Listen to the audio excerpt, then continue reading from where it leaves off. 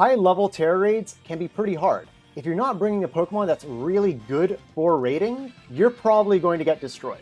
As a result, there are several standard raid Pokemon that people usually bring. While these Pokemon can be very good, there's a lot of raids that give them trouble for one reason or another. And that's because these are kind of like generic picks that won't necessarily fit every possible situation you might want. Also, Iron Hands loses its novelty after the 100th time you've used it in a raid. Today, we're going to venture into the world of spicy raid picks. These are Pokemon that are really good for raiding that usually get passed over just because they're not a Goldengo or a Berserker. Today, I'll show you some of these builds. As a disclaimer, some of the Pokemon I'm going to show you are going to be pretty wacky, to the point where the raid host might think you're trolling them and just abandon the raid. For this, my recommendation is to bring a Berserker, and when everyone locks in, then change to your support muck and then lock in. First, I'll discuss the standard raid Pokemon that basically everyone has, and that's because, one, when you're playing support, these are going to be your teammates, and you kind of have to know how to work with them.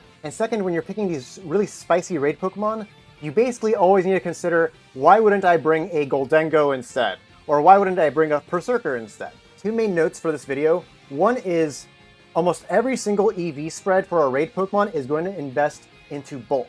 Generally assume that you can pick the other defense side unless I specifically say otherwise. Second, all the weird builds I have here today, I have tested personally. There are many builds that I tried that do not work, and I'm not going to show them because they don't work. First, the standard raid Pokemon. First, we have Goldengo. The idea with Goldengo is to use Nasty Plot to boost to however much you need, while your teammates use Fake Tears or Metal Sound to reduce the raid boss to -6. Then you can go for a very powerful Steel Beam, or Shadow Ball if the boss is weak to it. Goldengo also carries Metal Sound in case you want to get your own debuffs, but this is the general idea. Iron Hands brings booster energy, maximum attack investment, so we can go Belly Drum to get to +6 on the first turn, while your teammates use Screech, then Close Combat for a one-hit KO.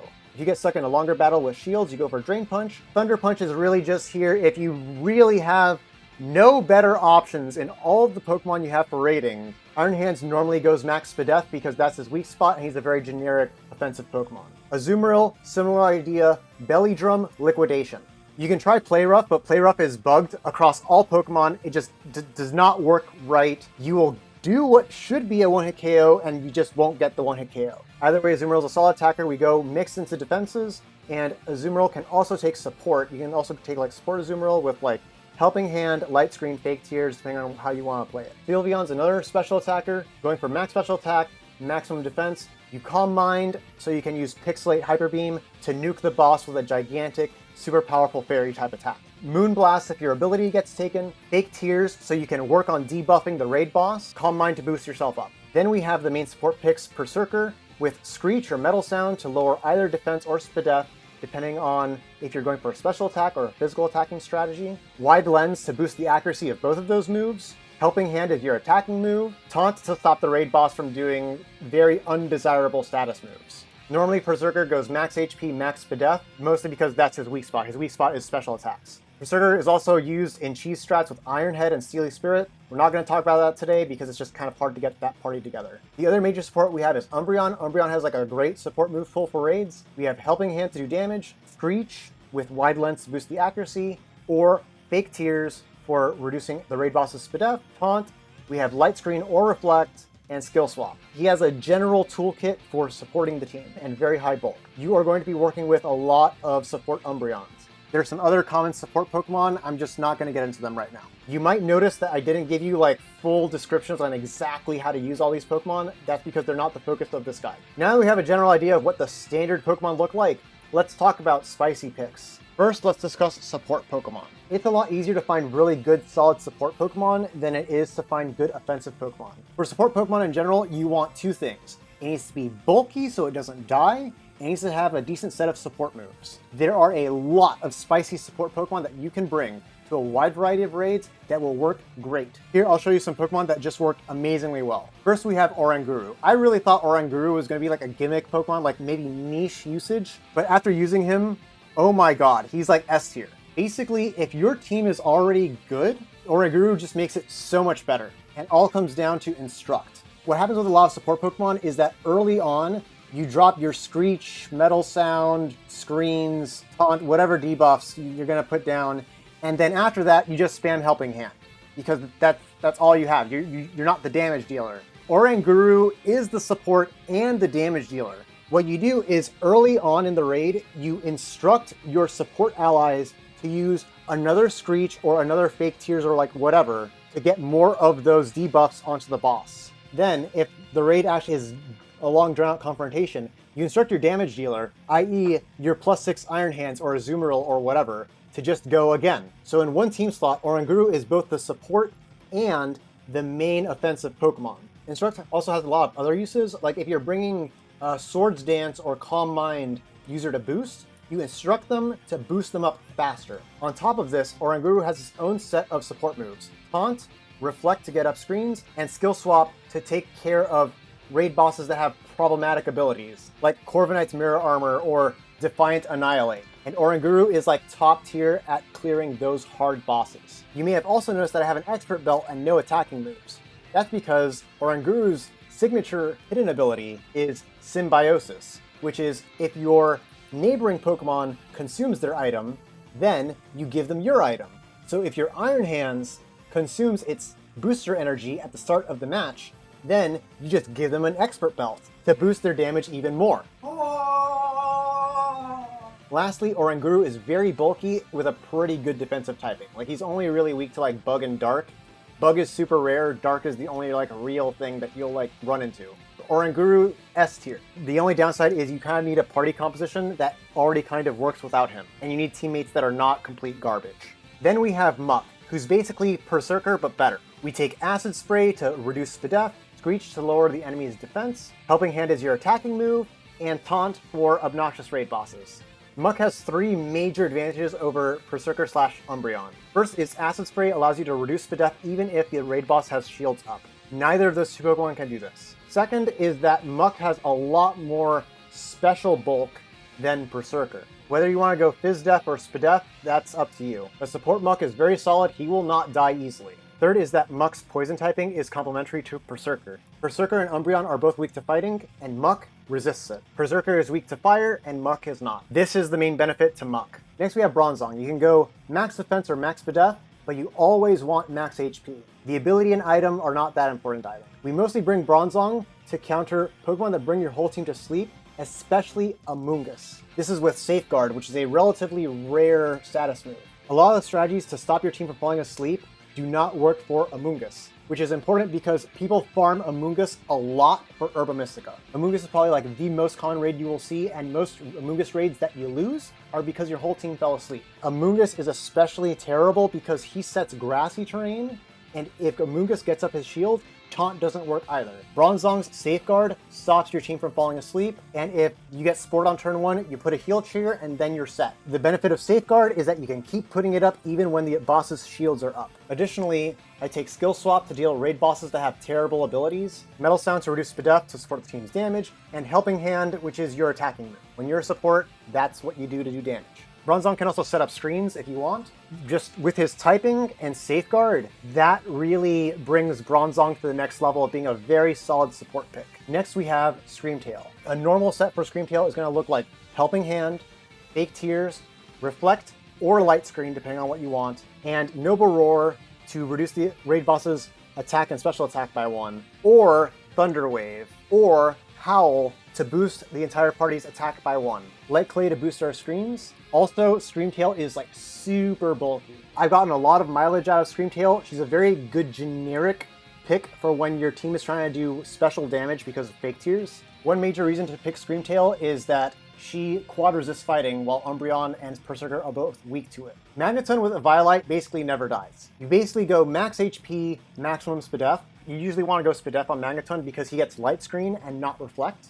He'll boost your whole party against special attacks. He's just so bulky with a Violite. What he brings to the table is Screech or Metal Sound, so he can support either physical or special attacking raids. Electric Terrain mostly counters Yawn while boosting allied Iron Hands. The benefit of having Electric Terrain as a move is when the raid boss's shields go up, you can just keep applying the terrain. And of course, Light Screen. You can also bring Thunder Wave. Magneton's biggest weakness is that he doesn't have Helping Hand, so normally I bring Discharge to fish for a paralysis through a raid boss's shields. Very solid raid pick. Lastly, we have Serena, who is the queen of participation trophies. Her job is mostly to exist, exploiting her ability Sweet Veil, which stops your entire party from falling asleep. You're noticing a lot of these spicy picks counter sleep, because that's something that's a very common way for your whole party to die in a raid. We take ability shield so that when the raid boss nullifies your abilities for a turn, you don't lose that protection. I legitimately had multiple times where a raid boss would just disable my ability and then put the entire party to sleep. Ability shield is mandatory. For moves, we have Trop Kick, which reduces your opponent's attack by 1 even through shields, screens, and Helping Hand. Serena also learns Taunt, but Taunt also kind of like defeats the purpose of Serena, which is to just block sleep without doing anything. So you just like get the raid boss to waste turns using status moves. You basically always want to go max HP and either defense, Spidef, or attack. It doesn't really matter.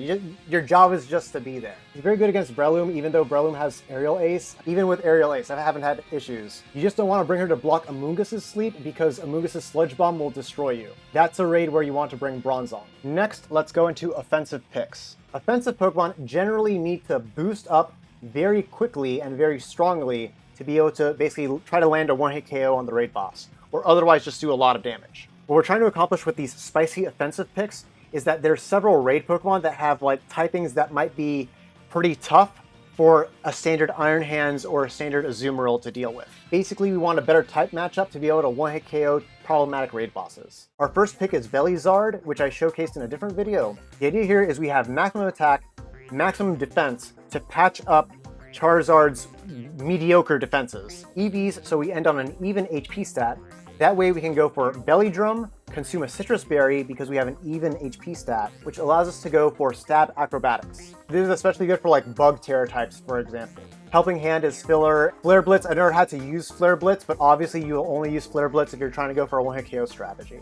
I just almost always pick Charizard for Acrobatics. Next we have Zangoose, which is a very exotic Belly Drum user. The idea here is to go for Belly Drum and Toxic Orb, Toxic Boost to further raise our damage by 1.5 times. Then we go for Power Trip, which has 140 base power after Belly Drum. You might think we're going for Stab Facade. We are never going for Stab Facade. That is plan B in case something goes wrong. Because if you're going for Stab Facade, you probably should have brought a different raid Pokemon. The goal here is really to use the dark typing of Power Trip against Psychic and Ghost Terror types that might give you some trouble. Every single raid where you're interested in bringing Zangoose, you're going to want to go maximum Spidef investment. Just trust me on this. With this, Zangoose can normally live a hit to smack with a Toxic boosted Power Trip and seal the game. Once we're up against a 6-star Ghost type Gardevoir, what do you bring against that? Like, you can't bring your Iron Hands. Zangoose goes in one shot.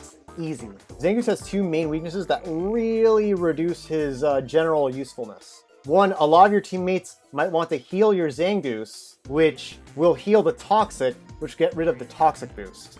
Also, Zangoose after a Belly Drum will probably die to any critical hit. What I'm trying to get at is, basically, Zangoose is a risky strategy, but it's extremely satisfying when it works, and there are like specific raid bosses that are very difficult to take down in other ways. In a similar vein, we have Ursaring, who's a lot bulkier than Zangoose, and the difference here is really big. This time we're going for Belly Drum, Guts Boosted Facade. Ursaring works, he has the same issue of like your teammates healing off your burn. Why would you want to bring Ursaring over Iron Hands? Typing. That's literally it. Unlike Zangoose, who's really frail, Ursaring has substantially more bulk, so he can actually like stay in the ring a lot more. I've also just found that Ursaring works pretty well, even if he's like in a long drawn-out confrontation with the enemy getting shields up and all that. Next I have Slowbro, or rather, stored power users in general. The main options are Espathra with Speed Boost and Lumina Crash, Slowbro with Nasty Plot to boost up more quickly, and Armarouge with Acid Spray. Stored power strats in general work fine. I just have not had a lot of situations where I've really wanted to go for a stored power user, because usually Goldengo and Sylveon have it covered. But if you can't because they're weak to the raid boss, stored power users can work. The main shortcoming with stored power users is that they usually take a long time to get going, during which the raid boss can just nullify all your boosts and just take it all from you, but it definitely works. I've tried a ton of wacky builds. The ones I show you today are just the most reliable ones, but feel free to go on an experiment. If you have your own weird support builds, feel free to put them down in the description below. That's all I have for you today. Later.